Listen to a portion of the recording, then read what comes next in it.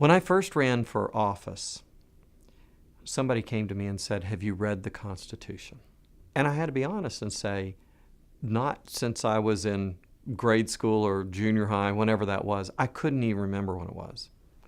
And so somebody gave me a copy of the Constitution and said, if you're going to be an elected official, you need to understand this document.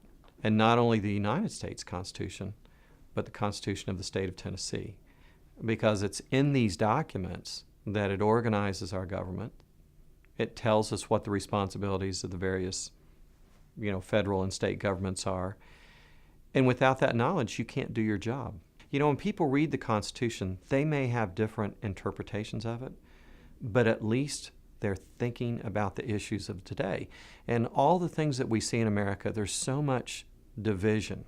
And we may disagree over what the Constitution says, but if we adhere to it, there's also a lot that would bind us together and pull us together. I think Constitution Day ought to be important to 8th graders because they're at a point in their educational experience that they're going to see this with new meaning. It's going to mean more to them because they're paying attention to what's happening on the news. For example, in today's society, we're having a lot of protest over statues. So they're getting engaged in the news. So now when they read the Constitution, it gives new meaning to the right of free speech.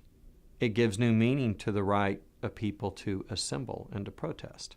So it's suddenly relevant to them, whereas maybe at an earlier age, it's not quite so relevant. What I would hope is that these 8th graders will read the Constitution.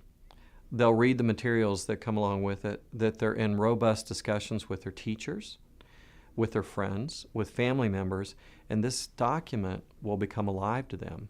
And they'll realize that this document, we are an orderly society that is built on this document. It's the foundation of our society. It's the foundation of our country. It's one of the reasons that America has been the leader in the world. And I want them to understand how critical this is. This experiment in self-governance is something that the world had never seen before, and we take it for granted 200 some years later.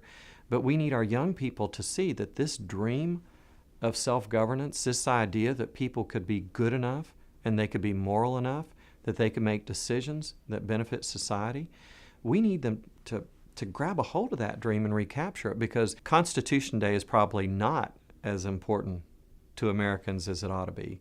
And what I hope through our efforts here, it becomes important. I think the 917 Society, their mission is one that people must support.